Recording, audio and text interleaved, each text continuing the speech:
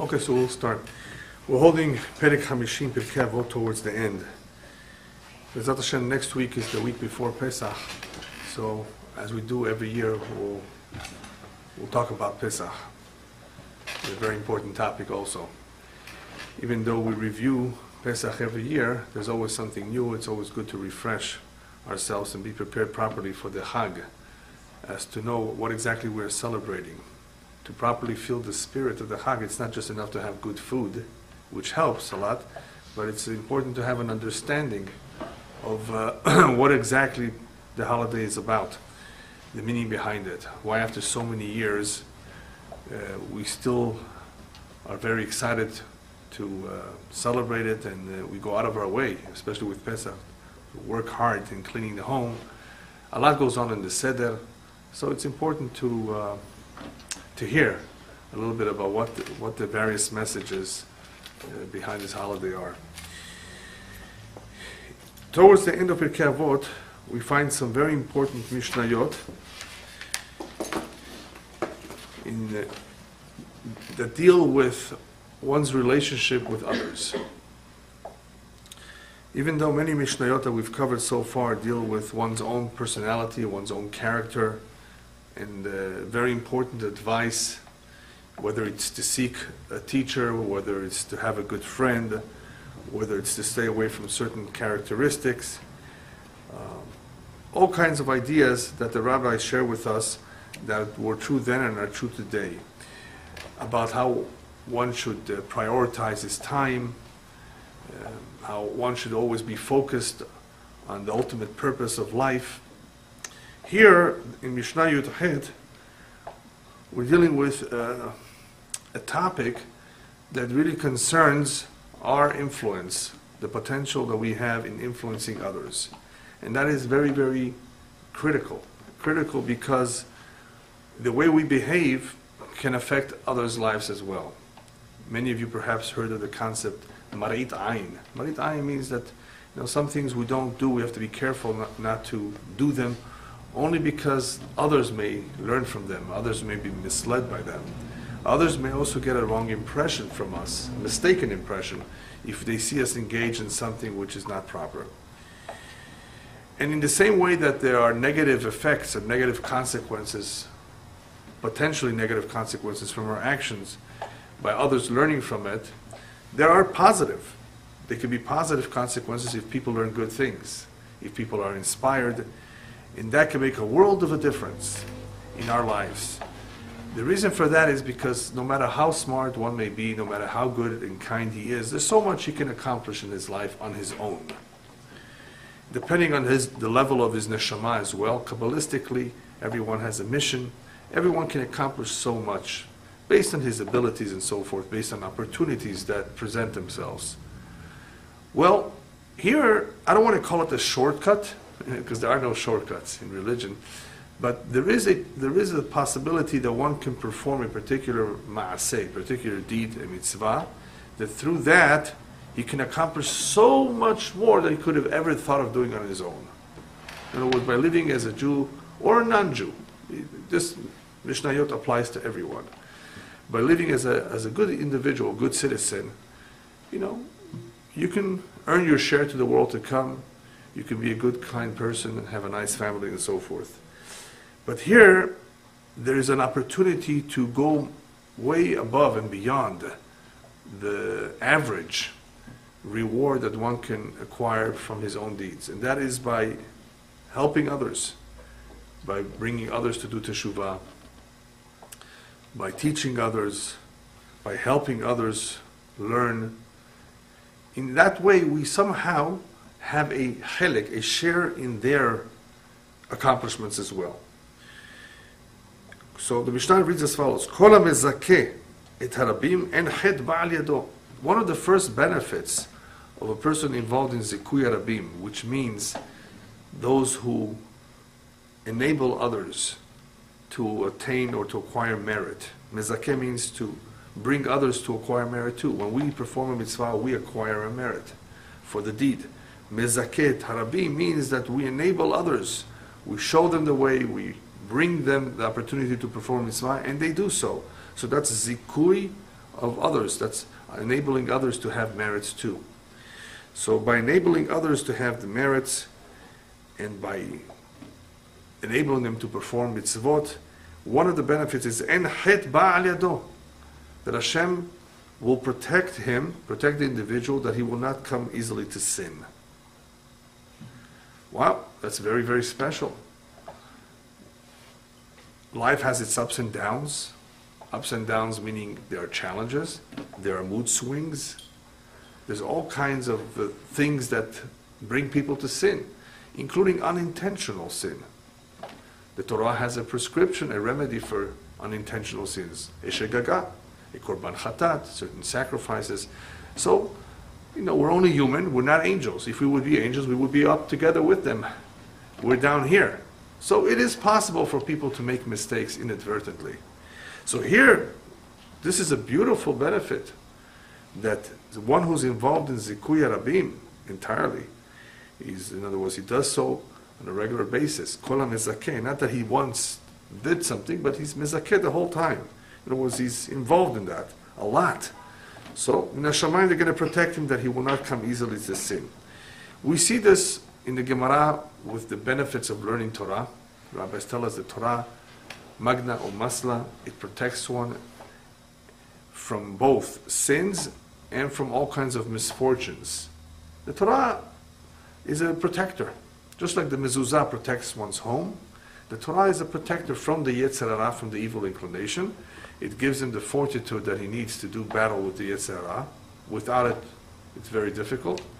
Plus, it protects him from all kinds of misfortunes, all kinds of calamities that occur in this world. Accidents, robberies, and so forth. That's the power of Torah. And same thing with mitzvot. Certain mitzvot are very, very powerful. And they also offer some protection. But the Torah offers tremendous protection. So in the same way that the Torah offers protection, so does Zechut Harabim. This particular practice or activity or involvement with the public, doing for them what they may not have done on their own. In other words, we led them, we facilitated it, we made it so that they should have some zechut. One of the rewards is that Hashem protects us in this world, that we should not come to sin. What's the connection? Everything we're taught is midah keneged midah, measure for measure. Well, the rabbis tell us one of the ideas behind this reward is that shelo yehu begehenom vehem began Eden. Imagine if he sins, he may end up in Gehenom, and his students or those who he taught will end up in Gan Eden. Is that fair? He brought them to Gan Eden, and he, the teacher, eventually is in Gehenom for something that he did wrong, that he never corrected. So Min Hashemayim, they don't want that to happen. You caused others to have a share in Olam Haba. You caused others to have Gan Eden. You caused others to have mitzvot and maasim tovim. Then we won't let you be less than them. So therefore, they have to protect you, a special protection that you won't come to sin.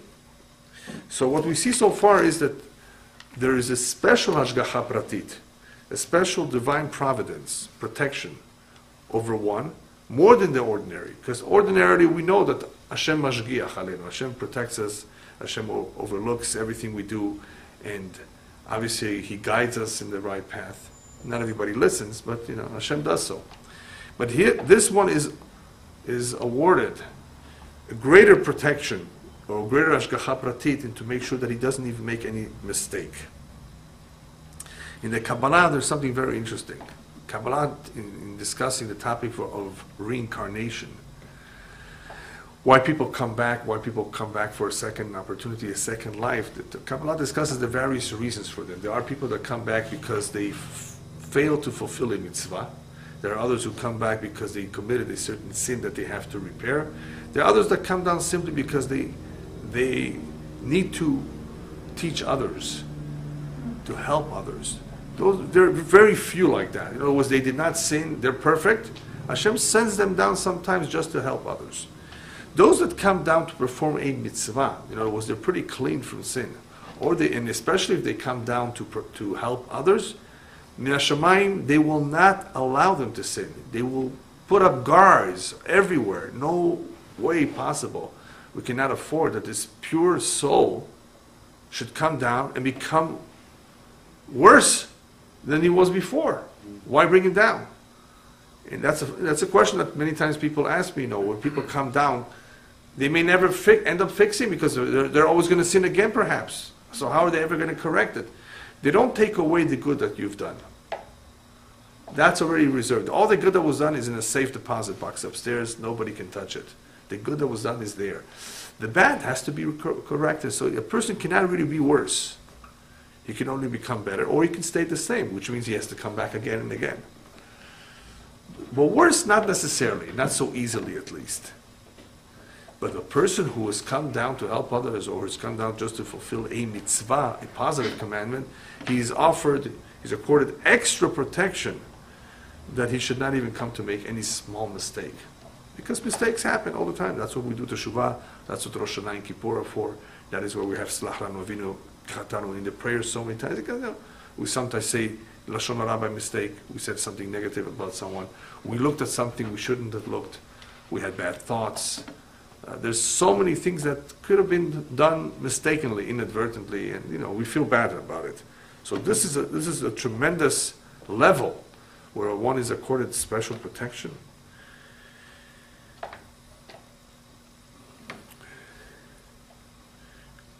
How about the next one? Wow, this is just exact opposite. Somebody that causes others to sin, somebody that misleads others. This is a terrible sin, one of the worst sins around. It's not enough that people sin. Okay, mind your own business. In other words, leave others alone. No, he actually shows them how to sin. He facilitates it, causes them. En maspikim bi'ado lasot teshuvah. His punishment is very, very serious. Just like the first one's reward is something very special hashgacha on him, this man's punishment is terrible.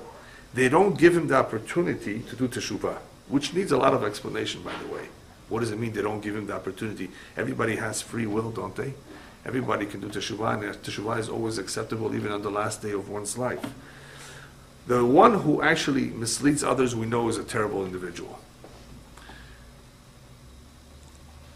And the opposite applies to him. We said before, Hashem does not want the teacher to be in Gehenom and the students in Gan Eden. Here, it's not fair that he should be in Gan Eden and all his students, if we can call them, should be in Gehenom.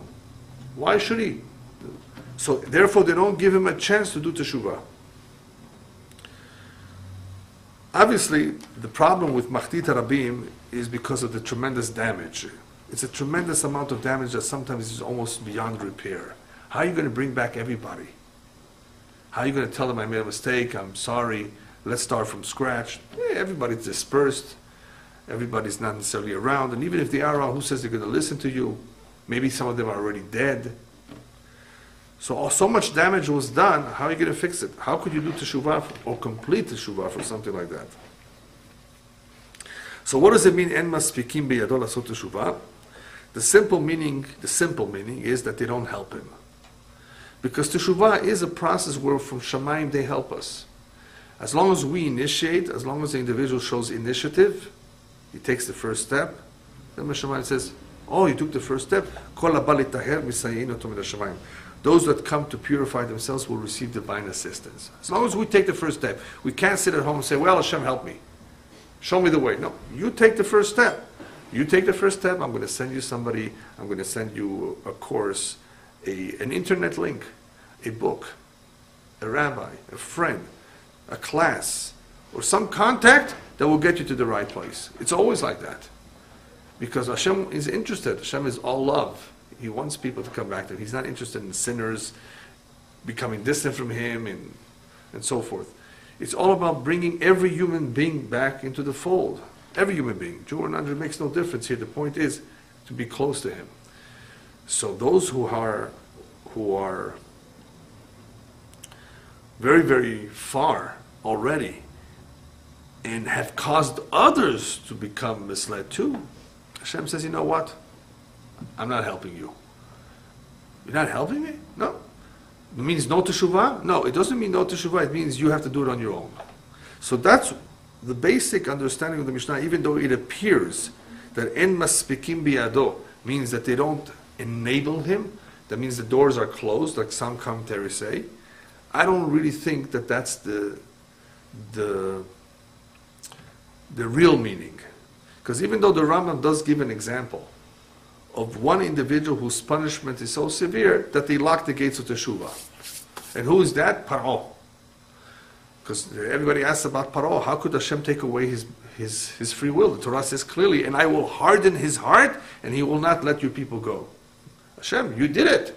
You're hardening his heart. Let him have free will. In the beginning, I gave it to him. I gave him the free will, but he didn't want on his own. After a while, Hashem says he on his own did not want. Now, even if he wants it, I won't let him. I will harden his heart. So that's the way the Rambam explains the hardening of Paro's heart. The basic understanding of hardening of Paro's heart means that Hashem simply does not help him. He could have always have done teshuvah. Always. He always had the free will. This is the basic understanding. Without the Rambam's interpretation, the basic understanding of hardening the heart means he has to work a lot harder to do teshuvah. Now, how come he didn't do teshuvah? Well, a lot of people, when they see a miracle, you would expect, well, this must be real. God is serious. Blood, frogs, lice, one after another. It can't be by chance, right? Imagine if this country or any country would have one day tornadoes, the next day hurricanes, the next day earthquakes, the next day locust, right? The next day wildfires, and one after another. They would say, something is wrong. I think even the non-believers in this country would say something is going on, right? So what happened with Paro? Somehow he cooled off. After the Makkah went away, he says, well, maybe it's El Niño or La Niña. The weather patterns, it just could be it's a locust. Egypt just had locusts now. And some of it came into Israel. So it's becoming hot. It's becoming hot in the weather, and they're coming out, and this is the time that they're coming out of the ground. But we know better than that. We know it's all Mishamayim. It's all from heaven. Things don't happen by chance. So hardening of the heart can happen to people when they cool off, when they attribute something to chance, to weather, to nature, and not to God.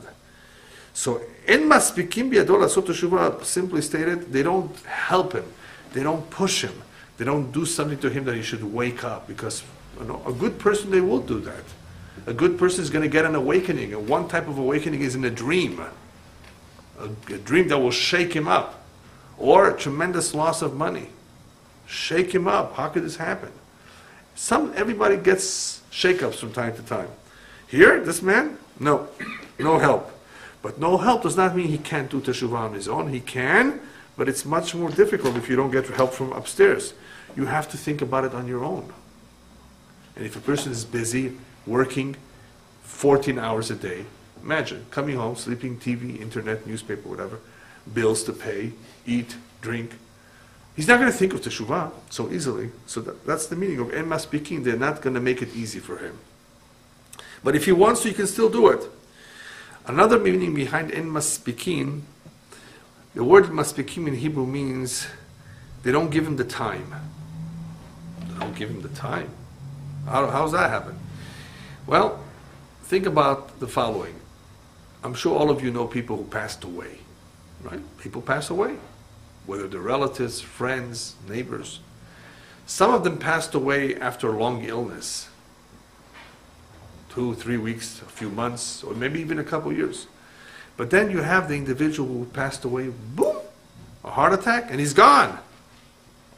They didn't give a chance even to take him to the hospital. Whether they were young or old doesn't matter so much, but especially if they were younger. Sudden death is one of those examples of en maspikim biyado lasot teshuvah. He had no time, he or she, leharher, to think about teshuvah. I really feel sorry. I wish I could do it all over again. If I could, I would do things differently. He's laying in bed and he's thinking to himself, well, that's very nice of you. Okay, do something about it, whatever you can now. Say sorry, say whatever. But some people don't have that chance. What about those that go into a coma? Chaz v'shalom, right? They don't have a chance to think about teshuvah. And there is such a story about an individual, neshama, that became a dibuk. A dibuk for those of you who don't know, is a spirit that possesses the body of someone else. It's an evil spirit. It's a spirit or neshama of a rasha, of a wicked man, who's not even allowed into Gehenom. He's so bad. He's in the Kaf HaKela, and he's being pursued by demonic beings. And sometimes they give him a reprieve. They allow him, okay, and you're allowed to enter this body of someone who deserves to be punished. Then you need somebody to exorcise, to remove that spirit until it's on its way back and eventually into Gehenom, until eventually it finds its resting place. So the rabbi who was appointed, who went and offered his services to help this, I think it was a woman or a man, I forget already, to get this neshama out, he asked him who he was, his name, how he was punished, what did he do to deserve something like that. And then the rabbi asked him, tell me, how did you become so irreligious? You were a religious man. He says, well, I left my community, I left the learning, and I went to Africa. I wanted to make money. And because of that, I was in a place where there's no Judaism, there's no Torah, and little by little I became distant. All right. How did you die? He says, I was in one of the boats going down one of the rivers in Africa, and all of a sudden the boat overturned, and I drowned. So the rabbi says, you saw this happening, why didn't you do teshuvah then? He says, Rabbi, I didn't have time.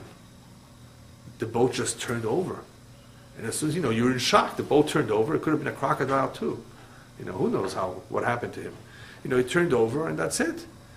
And, this happens in Africa. The boat turned over, and the man drowns. So sometimes death comes so quickly that there's not even time to think about teshuvah. That's the meaning. En maspikim biyado lasot teshuvah is when sometimes the sins are so severe, they may not give him the chance to do teshuvah. It's a special zchut that we should all have, B'ezrat Hashem, that we should be able to have the time to think a little bit about what we may not have done right 100% and do teshuvah for it.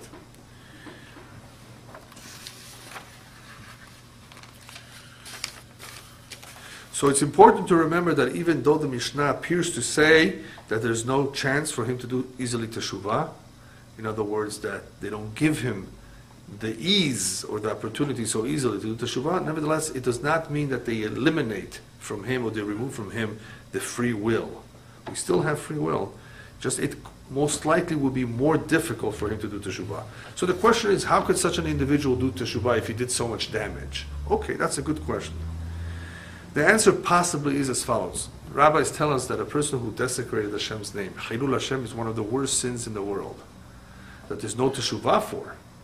What's his kapara? Only when he dies. In other words, after he's repented, after he's done everything that he needs to repent, only upon his death will it be mechupar. As long as he's alive, he has no kapara, he has no atonement.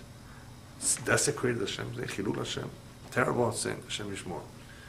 But I think it's explained, I think it is in the Zohar and elsewhere, it is possible to somewhat neutralize the terrible consequences or the terrible sin of Chilul Hashem through the mitzvah of Kiddush Hashem. If one sanctifies Hashem's name, in other words, he does exactly the opposite of what he has done, he may not be able to perhaps undo all the damage, that's questionable, but at least the Kiddush Hashem is such a powerful mitzvah, good deed, that it is able to prevent him, chas v'shalom, from being on the category of Mechalel Hashem. In other words, it's able to undo that sin and elevate him back to a status of a good person, a good individual. So Kiddush Hashem, which is the opposite of Chilul Hashem, may have the ability to undo the damage of Chilul Hashem. So in the same way, perhaps, one who was Machti Tarabim, he misled others to commit terrible sins, perhaps if he all of a sudden says, you know what, I'm not only doing teshuvah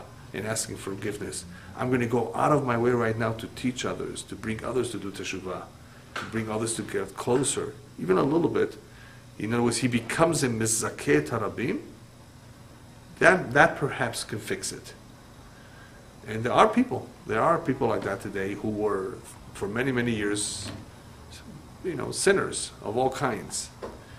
And they've done teshuvah, and now they're bringing others back in teshuvah, and it's incredible. It's not one or two, it's many such individuals. I just saw something very interesting. I saw a report in South America of a woman who was on crack. You know what crack is? I hope you don't. If you know, well, then I'll tell you a little bit more about it. There's different kinds of drugs. And I don't know about them because I tried them, Chas v'shalom. I just know because I read, right? So don't think I've tried it. There's different kinds of drugs. They say there's marijuana, there's cocaine, there's hashish, or taryak in Iran, right? There is heroin, yeah.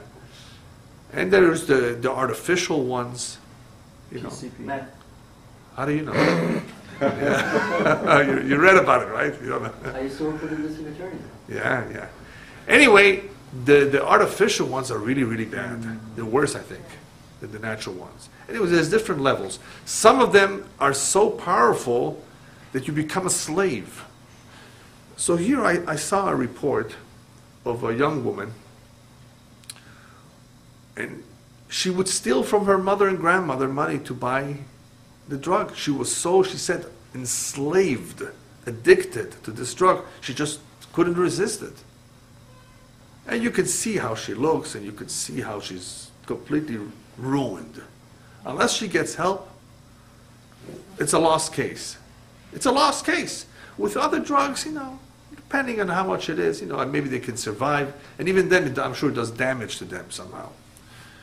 But crack, you know, all those real hard ones, if you get addicted to that, oh, it's terrible, terrible. And we know this from drug addicts, and we know this from alcoholics, that once people are really addicted to it, it's hard to come out, and they require tremendous amount of effort to rehabilitate them. But it's possible. It's possible, it's difficult, but it's possible. So here this woman, Baruch Hashem, you know, for her, you know, somehow there's organizations that really care, and they found her, and they took her to the clinic, to one of those clinics that help people. And she had no choice. She, deep down, she understood that this was terrible, somehow deep down. She came from a good family, you know, and she agreed to go to the clinic. And over 6 months, I think it was, she was able to come out of it. And eventually she got married, and she's doing very well. You see how she looks before and how she looks afterwards. You won't recognize the person. You know, she gained weight, she looked healthy, she looked normal, she was talking normal. But what I wanted to bring out over here is the following. They used her to teach others. They used her. In that clinic, you now become the teacher. Probably they pay her something for it too, maybe. You know, you teach them. You tell them your story. You show them the way. You convince them and encourage them that they can conquer the vice, that they can get out of it. And she does, I'm sure, and she does a good job of it. Why use her? Because she went through it.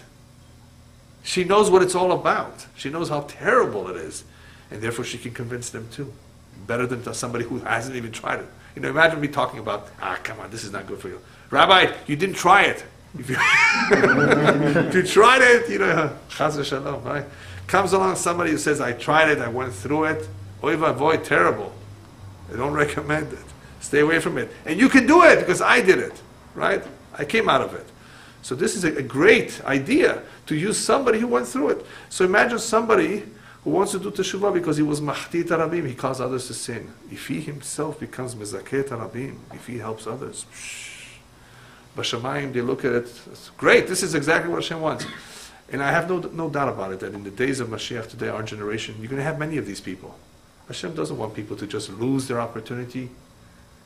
He wants to save everyone. Everyone should have a share to the world, as many as possible.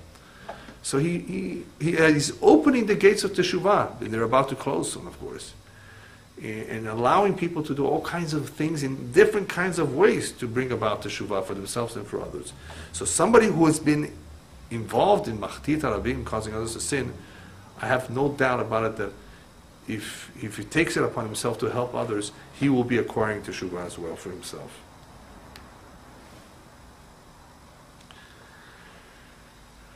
There is also an example in the Gemara of different kinds of different levels of teshuvah. Teshuvah miyirah, teshuvah me'ahava, out of fear, out of love for Hashem. Those who do teshuvah out of love, you know, it's pure 100% teshuvah, there's donot na'asot lahem or nefachot lahem l'schuyot. All their intentional sins will become merits. And everybody asks, how could that be? A sin should become a merit? Yes, because if for every sin you do teshuvah, that means you're receiving a mitzvah, a merit for that teshuvah on that sin. Ordinary teshuvah is just mochakim et ha'avon, they erase the sin. But for a sin to become a merit, how does that work? Imagine if for every crime that a person committed, the police now gives him a badge of honor or some reward because of what he did. You know, I mean, it's not a good example, it's not a good comparison, but that's exactly, it's not only do they erase and tear up the record, okay, you're free, you're clean, they actually, you did so much good now that for every single avon, for every single crime, you get credit for it because you've done teshuvah on that avon. So it becomes, that avon becomes in a sense a zechut. Had it not been there, there would be no zechut. But one actually did teshuvah on that avon me'ahava, out of love, so that is transformed into a merit as well. So it is possible to elevate oneself to a very high level depending on his level of teshuvah.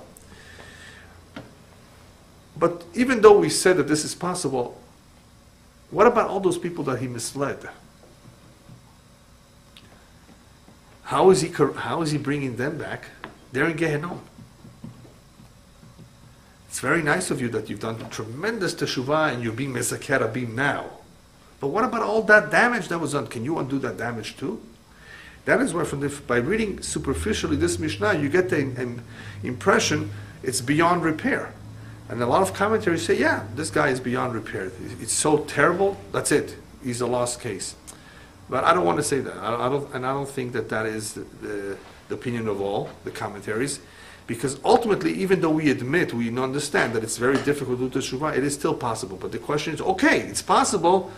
How are you going to bring all those people who are in Gehenom back? They're in Gehenom.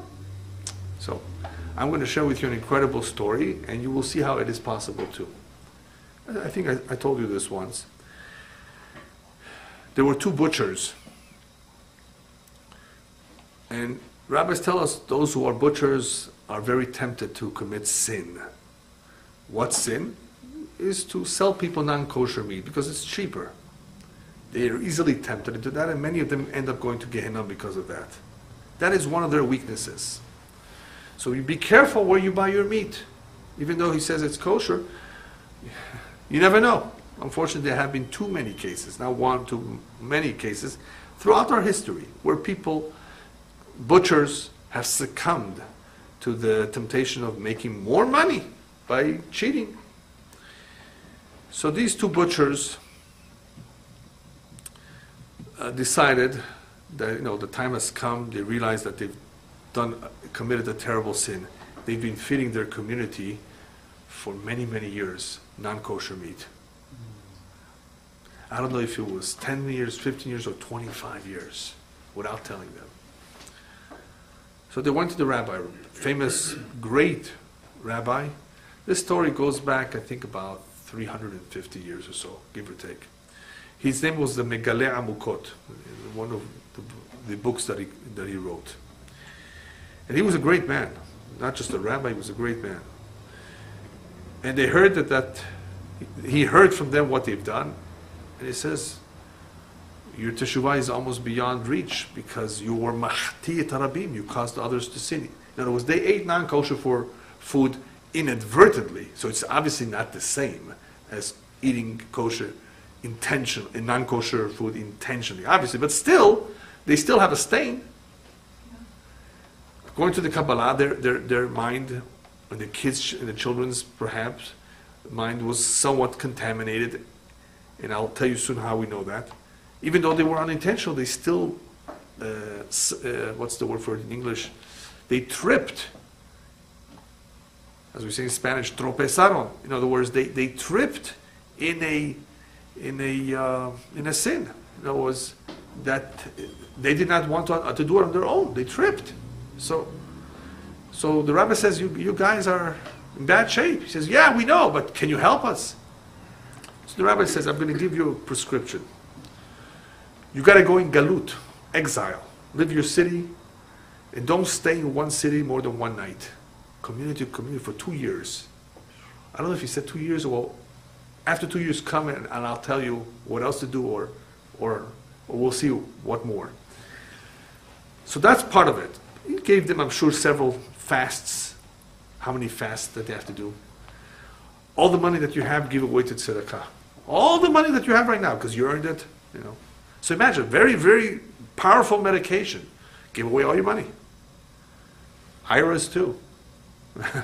CDs, whatever. Give it away to tzedakah. To go in exile and not to stay in one place for more than one night, terrible. In those days, there were no planes or trains. You know, it's going walking. Don't tell anybody who you are. I think, of course, cry to Hashem all the time. Say Tehillim, probably, he told them. Pray, ask for forgiveness. And in the end, when they came back after 2 years, I think he asked them, or they volunteered, to go in public, put themselves through the shame of telling the people what they did. That is a tremendous kapara too, to shame. I give you approximately the order of things that they took upon themselves. Okay, so you think they're happy? No, they still were not sure that teshuvah was complete.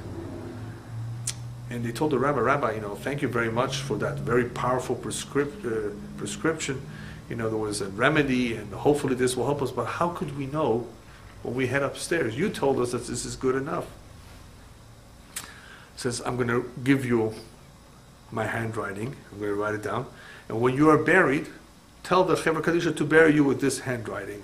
In other words, that I took care of your teshuvah through the galut, the tzedakot, the shame, and so forth. Take it with you. And whenever you go, you come to the angel Duma, who's in charge of Gehinnom, and you show him. Hopefully, he won't let you in. In other words, basically, he says, leave it to me, I assure you. And he gave them a note. The two partners made up between themselves, whoever leaves this world first should come to the other in a dream and tell them how they're doing upstairs. Yeah, I would want to know too. So anyway, one passed away, and sure enough, after, I don't know if it was 30 days or more, he came to the partner says, oh, Baruch Hashem, I see you, you look good.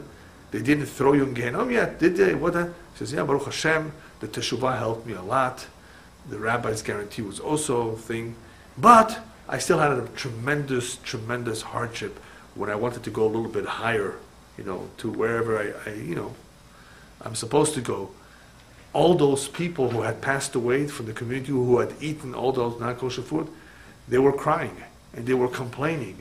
How dare we let this guy go, and he caused us so much damage that we won't be able to learn Torah because we ate non-kosher food as well. In other words, the damage upstairs was evident, much more than down here, the spiritual damage that was caused to people who ate non-kosher food, that they were therefore, as a result of non-kosher food, not able to grow spiritually as much as they could have had they not eaten. In other words, this guy caused them damage. He says, it's not fair. Look at where we are now and where we could have been had we not eaten non-kosher food. In other words, that non-kosher food did some harm. And this guy just, through his exile and teshuvah and tzedakah, that's it. What about us? So that was a big, big commotion. That caused a big commotion. B'Shamayim, they decided, yes, we gotta examine this. In other words, the paper was not enough. His teshuvah was not enough. Here there's a big commotion, and they have a point. What about them? So they re-examined everything in the Bet Shemala, and the Bet Shemala came out. He did proper teshuvah, and as a result of his proper teshuvah, we're elevating everybody else who was not elevated as a result of this, who suffered as a result of this. Any consequence, we're elevating them to the point of where they could have been had they not eaten this. So I think based on this story, we see that it is possible to undo with the proper teshuvah even the damage that was done to others. In other words, if the man himself who was Machtit HaRabim got himself back, if he actually succeeded, which is difficult, but if he did, then I'm sure at some point, Bashamayim, they will say, if he got himself out, we will give those who he made fall a chance to come out of it too. Either they will bring him back in reincarnation, or take them out of Gehenom, or somehow enable them to come out of where they are. In other words, if we are allowing him to come back, to elevate himself, we're going to give a chance to those that he made fall to come out as well.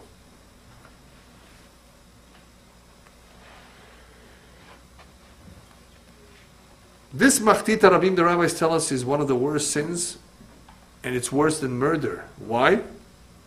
Amachti o yoter me'ahorgo, the rabbis tell us. You kill somebody, you kill them in this world only. He has the world to come. But a person who causes others to sin, you're taking him away from his world to come too. So that's why this is such a serious sin.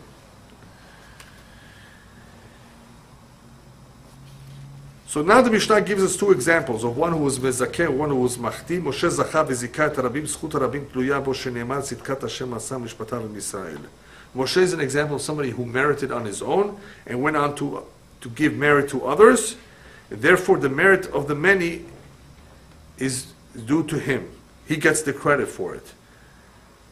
As it says, tzidkat Hashem asam, he did the righteousness of Hashem. Umishpatav im Yisrael. It was together with Israel. In other words, he contributed to their doing the right thing. So Moshe is one example of one who did for others. But it's not only that he did for others, he first did for himself. Why does it say Moshe zacha and then zika? A person cannot be mezakeh unless he's first zocheh. How could you do for others? How could you influence others if the person himself is not a good example? So Moshe zacha, after he has done what he could on his own for himself, then Baruch Hashem, and Hashem enabled him to go the next step to help others achieve that level, that high level as well. So we see from this, in order to be mezakeh, you first have to be 100% zocheh yourself. Once a person is 100% strong and pure himself, he has the capability to inspire others to do the same. Zchut harabim tluya bo, what does that mean, zchut harabim tluya bo, that he gets credit for it? That's a very important idea. When one does a mitzvah, he gets credit for it because he did it. But when one causes others to do a mitzvah, he actually has a share in their mitzvah too. Wow! Imagine if somebody brings somebody b'tshuva, and that somebody gets married and has kids who follow the right way. That means you get all the credit for all the generations to come as a result of bringing back the father or grandfather. So zchut harabim, tluya bo, the zchut of the many is much greater than the zchut of the individual. So here he's causing many to do teshuvah, many to do mitzvot and maasim tovim. He gets the credit for, or at least he has a share in all those mitzvot. Not just one, many mitzvot that he has a share for helping them achieve that.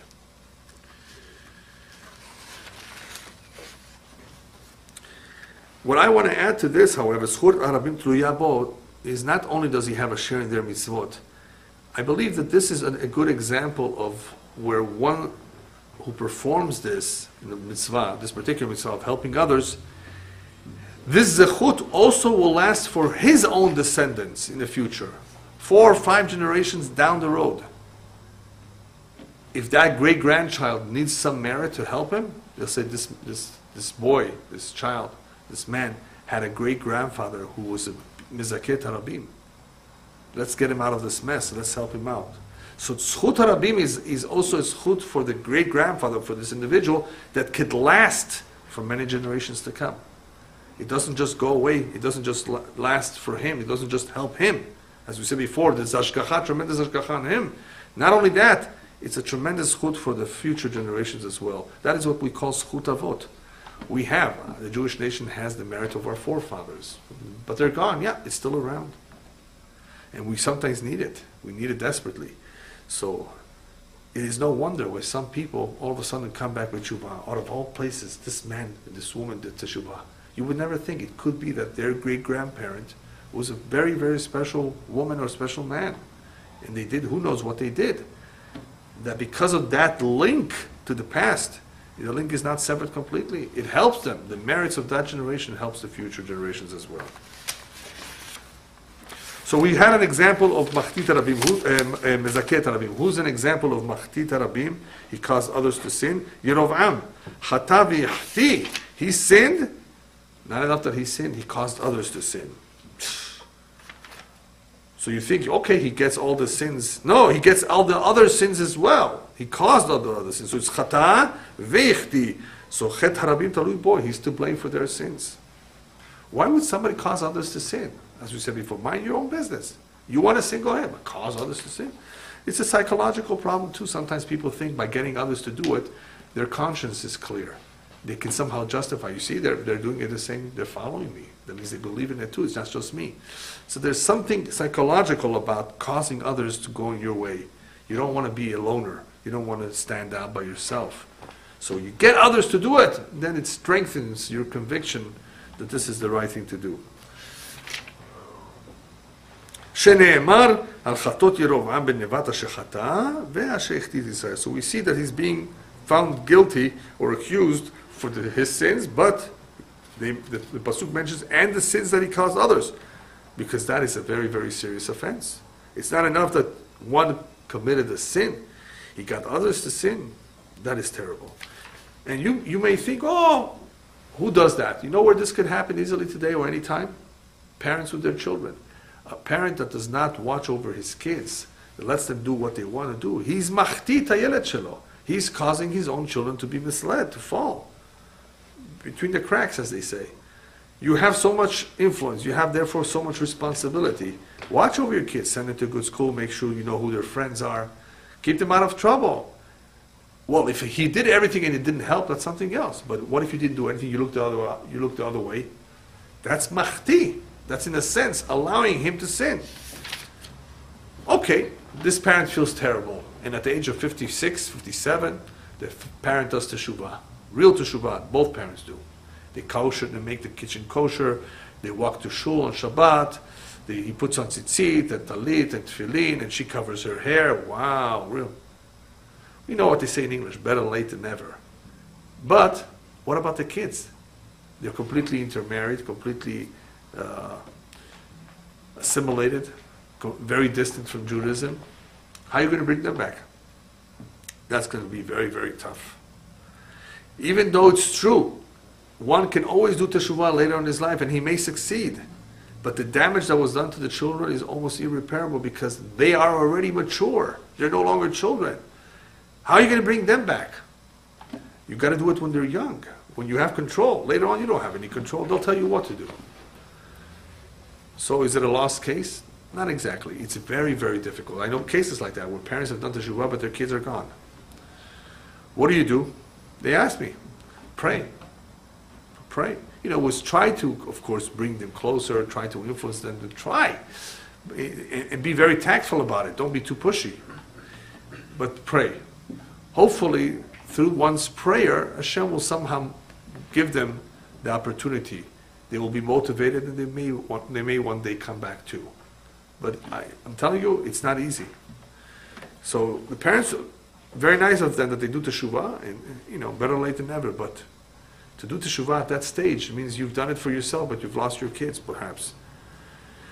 So parents have to realize that they have a tremendous responsibility in their hand. Otherwise, they could be considered almost like machti tarabim, machti their children, if they let them loose. He says, and let them learn it on their own. You know, some people have this mentality, this American free mentality of let the kids choose on their own. Chas v'shalom, a Jew cannot afford to do that. You don't let a child to choose on his own. What does a child know when he's exposed to so much filth in the street? We got to give them the Torah as much as possible. If the parents are not strong enough, then obviously they're at a disadvantage. That's why a good school is very important. A good school, regardless, is always very important. The friends are important. The environment where you live is important. So that is why responsibility at an early age is critical. So what's going to happen with Yerovam? Yerovam ben Nevat, the rabbis tell us, had a chance to do teshuvah. The Gemara says something incredible that is very difficult to understand, that Hashem offered him a chance to repent. And he tells Hashem, well, if I repent, when I come upstairs, you know, who's on your right? You know, Hashem tells him, you'll be with me and with David together. And he says, well, who is on your right? He says, David is on my right. You're on my left. Then I don't want it.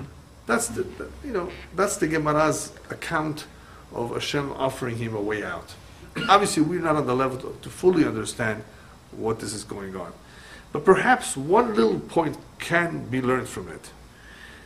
Perhaps the Gemara is trying to tell us why Yerovam had such a difficult time doing teshuvah. Even though he was a great Talmid Chacham. He was a tremendous person. And some say that his worship of Avodah Zarah, of idolatry, was not really intentional. It was out of fear. So, even though it's true, he caused others to sin, it wasn't really premeditated like that. It wasn't really planned like that. He really didn't want it. So where was perhaps part of his fault? Or where was his weakness that made it difficult for him to do teshuvah? Even though we said En Maspikim B'Yado L'Asot Teshuvah means that B'Shamayim they won't help him, which is true, still, person has free will. So why would have prevented him from doing teshuvah? And it could be possibly his arrogance.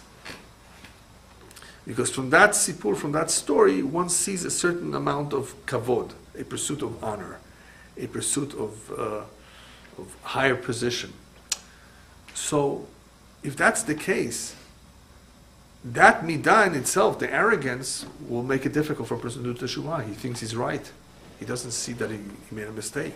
He's not humbled. He doesn't feel so remorseful. Then that makes it more difficult.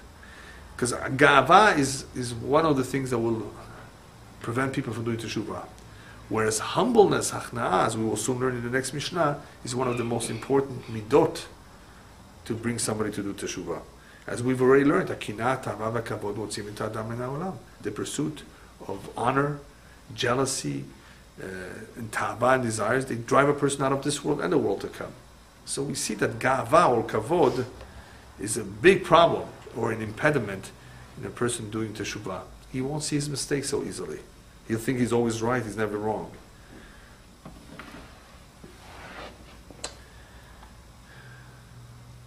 All right. So one additional Mishnah, Mishnah Yutet. כל מי שיש בידו שלושה דברים הללו מתלמידיו של אברהם אבינו, שלושה דברים אחרים מתלמידיו של בלעם הרשע. We have three midot, three characteristics. And I think it's interesting that this Mishnah follows this because here we spoke a little bit towards the end about Gava, and see what happens in this Mishnah. Whoever possesses the following three characteristics belongs to the students or the school of Avraham Avinu. And the opposite three things, Shloshat Dvarim Achirim, Talmidav Shel Bilam Harasha, he belongs to the school or the students of Bilam Harasha, the wicked. So we see we have two opposite schools, two opposite way of life, two opposite way of looking at things, two opposite conducts, complete opposites. What are they? The three midot that are part of Abraham's teaching, philosophy, and way of life is Ayin Tova, Ruach Nemucha, V'Nefesh Shefala. Whoever has these three mitamidav shel Avraham Avinu. A positive eye. What's a positive eye?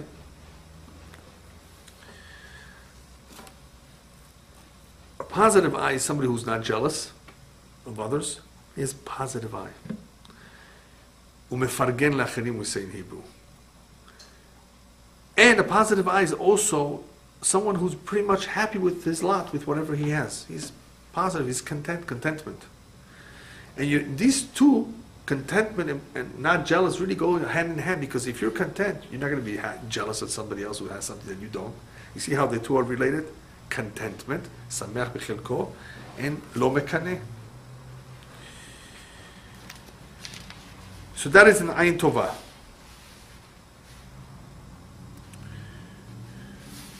Before we go on and see the other examples, the Midrash brings down here figures, personalities in our history that had one or the other. First example, the Midrash brings Shlomo and Nebuchadnezzar, two opposites. Shlomo Melech went out of his way to build the Beit HaMikdash, a house for God. Look how he was only motivated to do the will of Hashem, to wreck the house of Hashem. Nebuchadnezzar destroyed the house of God. So we see two opposites. One wants to build, one wants to destroy. Then you have two opposites, David and Haman. David and Haman, yeah. Midrash says David used all his wealth to prepare for the building of the Beit HaMikdash, only for Hashem, all the wealth. And Haman used his wealth to try to destroy a people. We just had it in Purim. Moshe and Bil'am. You have Moshe who was a prophet and Bil'am was a prophet. And look what Moshe did. How much he went out of his way to defend his people, to speak up for them, to rebuke them, to make them stay away from sin, to teach them. And Bil'am just the opposite. How to make people fall. How to curse people. How to destroy a people. Look at the differences between people. Incredible. And you have this all the time in every generation. You have all these opposite types of people. And what does it come from? From these three midot. Now it says here mitalmidav. Why doesn't it say he's like Avraham Avinu, he's the students of Avraham Avinu? Yeah, because sometimes you can't know what the teacher's like. You know how you know what the teacher's like? You look at the students. From the students, from the way the students conduct themselves, you learn about the teacher. That's what it says mitalmidav. Even though it gives us three very special characteristics here, there are three other similar characteristics that characterize the Jewish nation. Rabbis tell us whoever is lacking in one of those three, you can suspect that he has non-Jewish blood in him. The Jewish nation is Baishanim, Rachmanim, Gomlei Chasadim. We are Baishanim, in other words, by nature, in the genes. We are bashful, Rachmanim, compassionate, and kind-hearted. There are other people in the world that have that too. It could be Tibetans, it could be Sri Lankans, it could be Zulus. Yeah, they can have these midot. It depends on many, many factors. But the Jewish nation as a whole has acquired intrinsically throughout the generations by way of the Torah and the Neshamot. These three. There are some people that have more of it and some less of it. But whoever is lacking one in its entirety, zero Rahmanut, zero compassion, zero Baishanut, zero Gomlei Chasadim, maybe he's not Jewish. That's how the rabbis tell us. Maybe there's something wrong in the family. It cannot be zero. Right? If it's zero in one of the three, something's wrong. Where did he get that cruelty from? Because in the nation, certain things are embedded there already. So it can't be lacking completely, entirely. So that is with Am Yisrael. This midot, however, apply to all of humanity. A good eye, ayin tova, ruach nemucha, a humble spirit, a nefesh shefala, a spirit that is not very demanding. Low spirit. There's a difference between humbleness and low spirit, and I'll explain that in a moment. So we have Ayin Tova, Ruach Nemucha, V'Nefesh Shefala is mitamidav shel Avraham Avinu. Ayin Ra'ah, a bad eye, a grudging eye, a jealous eye. A Ruach Gevoha, a haughty spirit, an arrogant person, V'Nefesh Rechava, and a very demanding or desirous spirit, mitamidav shel Bilam HaRasha. That belongs to the students of Bilam HaRasha. Now, why is it Avraham? Why not Yitzchak, Yaakov? Why is Abraham chosen over here? First of all, Abraham, Av Hamon Goyim. He's the father of many nations. And that is why I said this characteristics apply to all of humanity. What he taught, what did he teach Avraham Avinu? He taught Ayin Tova. He was a generous person. Ayin Tova is generosity. He's not, he was a Ruach Nemucha, he said, Anochi Afar Va'efer. I'm dust, I'm ash, I'm nothing. He wasn't a nefesh, he wasn't a nefesh rechava, he was a nefesh shefelah. He didn't want all the tanugot and pinukim, all the goodies of life for himself. On the contrary, he was Baal Chesed. He shared his wealth with others. He was tremendous in Achnasat Orchim. He didn't care so much about his comforts and about his luxuries. He didn't pursue those things. We see that from how he dealt with Melech Sdom. When he helped the king of Sdom, he says, don't give me anything. I don't want even a thread or a shoelace from you. I don't want anything from you. I helped you, that's it. I don't want anything, no compensation from you. We see from his kindness. So that he therefore exemplifies all of that. That is why he's being used. Ruach Nemucha is important because a humble spirit helps one achieve other good character traits. Humbleness means that he wants to work on himself, he wants to elevate himself higher. A humble person also gives praise and thanks to Hashem for all the wealth that he has. And he always feels, I haven't done enough, perhaps I have to do more. That is a ruach nemucha. That was Avraham Avinu. Nefesh Shefela basically doesn't want the olam hazeh so much, doesn't care about all the luxuries. He has very few demands. He's not a demanding person. A person who like this, who's ayin tova, ruach nemucha, nefesh shefela, but especially nefesh shefela also, but all three, he can get along with almost anybody in the world. No problem.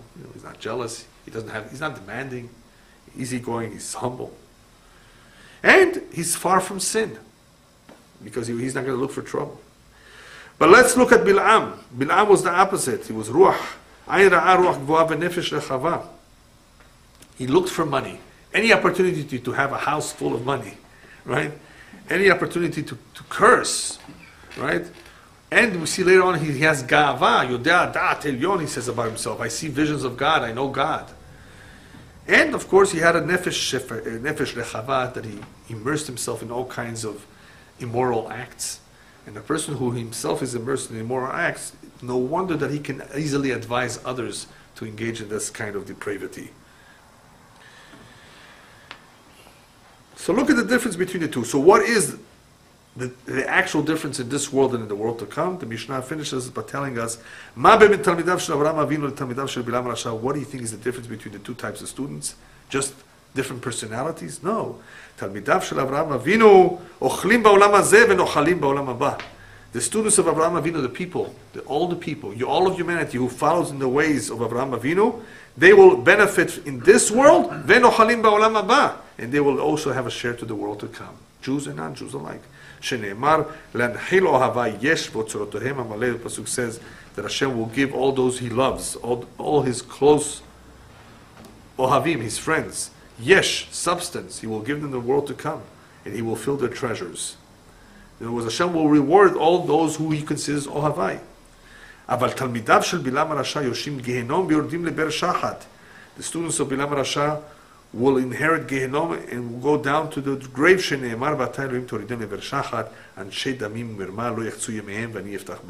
These people, you will take them down to Gehenom, and Shedamim, people who seek to hurt others, murderers, those who cheat others.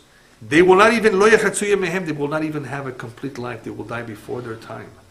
So what we see from this is that people who follow the ways of Avraham Avinu and who acquire the good midot, they have an advantage that they live a better life, a more tranquil life in Olam Hazeh, plus they have a tremendous share in Olam Haba. Those who don't follow that way will have a miserable life in many ways in this world, plus they lose their Olam Haba. What does it depend on? It depends on these midot, character. And character development is something anybody can do. You can be a student of Avraham Avinu, or you can be a student of Chas v'Shalom Bilam Rasha. That's why this Mishnah basically spells it out like that. Whoever has this belongs to this group. Whoever has this will belong to this group. Just to finish up with the last portion of this pasuk, I think this is a very nice ending to all of this. He says, "Vani eftach bach," and I will trust in you. What does that have to do with anything? And I will trust in you.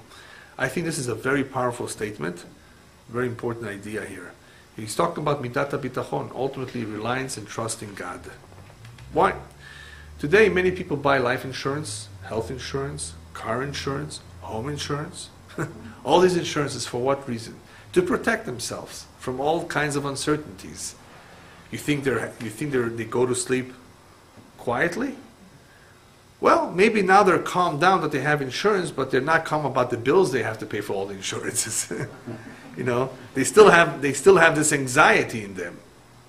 It's not 100% certain, anything can go wrong. But you still do whatever you can. You still should get insurance. You still do whatever you can. But then let's take a look at a person whose insurance policy is bitachon in Hashem. He has a mezuzah on his door for protection. He says the Shema Yisrael before he goes to sleep, right? He completely puts his trust in Hashem. He goes to sleep much more secure and more confident than the other person who put his trust and confidence in insurance companies, right? So Vani Eftach Bach, Midat HaBitachon ultimately is the most beautiful, one of the most important midot Not only because you feel more secured, but because this one midah of bitachon helps a person conquer all of the terrible midot that he may have. In other words, if a person wants to have the strength to be able to do battle with the Yetzer Hara and to be able to conquer and control his weaknesses, the greatest midah that will help him that way, besides, of course, trying to adapt Ayin Tovah and all those good things, is bitachon b'Hashem. Is don't forget, if you trust in God, you won't have to be concerned about money as much. Hashem provides it. If you have confidence in Hashem, you won't worry about competition. Therefore, you won't be jealous of somebody else. This is what Hashem wants me to have. Why should I worry? Why should I have any doubts? Why should I have any anxiety about the future? It's all up to Hashem anyway. I just got to do my share. That's all. And my share, of course, involves, in part, having good midot, good character of Ayin Tovah, Aron, Nefesh Shel, because otherwise, I'm going to have problems right and left. So therefore, this is a big job for people to undertake in their life, other than fulfilling mitzvot, is to work on their midot, to work on their character, to work on their nature, that they should refine it to at least be able to be called from the students of Avraham Avinu. Ultimately, the last one, Ani Eftach Bach, is what's, I think, going to really save a lot of people. You just can't get to bitachon so quickly. You have to work on other midot as well. You have to strengthen emunah. You have to work on other midot as well to acquire bitachon. You just don't say, I'm going to be a Baal bitachon as of tomorrow. I nibotev Hashem. No way. It takes a lot of time and practice and study of Torah to become strong in the area of bitachon. But if one is able to really come to this point, to this level where he really feels that he has complete bitachon Hashem, I have no doubt that he has achieved a tremendous level in his connection with the Kadosh Baruch Hu, and anybody who's at that level of bitachon is for sure a person who's happy, content, has no jealousy, has no gava, and is humble as well. So it's I think, a midah that includes or encompasses all of those other good midot that apply to the students of Avraham Avinu. Tremendous differences in life between people who belong to this and people who belong to that, but I think what the Mishnah is telling us is, Misha yesh bi'ado, it's up to us. In other words, it's in our hand. Don't think that this is Mishama. Yes, some people are born with certain tendencies, with certain inclinations, with certain weaknesses and certain things. It's true. Don't forget how much free will we have. Bil'am had free will. Hashem made him a prophet, just like Moshe. So the Goyim should not say, had we had a Moshe like the Jews, we would have been like them. You see, I gave you somebody just like him, and look at him himself. Not only his students. Look at him himself, what he pursued. Obviously, people have a twisted mind sometimes, and it's not completely their fault. There are temptations out there. There is a Yetzer Hara. There's no doubt there is a Yetzer Hara. But don't forget the strength of the free will that we have, that a person should not say, I was born like that. That's the way I am. And we heard that all the time in this generation from all kinds of things that I would rather not mention that. He was born like that. And I think you understand what I mean. Yeah, people who say, born like that. No, there's no such a thing. We have free will. Even Bil'am, even Yerovam, any one of those people, had they been a little bit more humble, they would have had a better chance. Ultimately, bitachon. I think that's the key. The key is to have to completely trust in Hashem, put your trust in Hashem, and aim to have that connection with Hashem. And this is what will give us ultimately the real strength to be able to work on all the rest of the midot. Amen.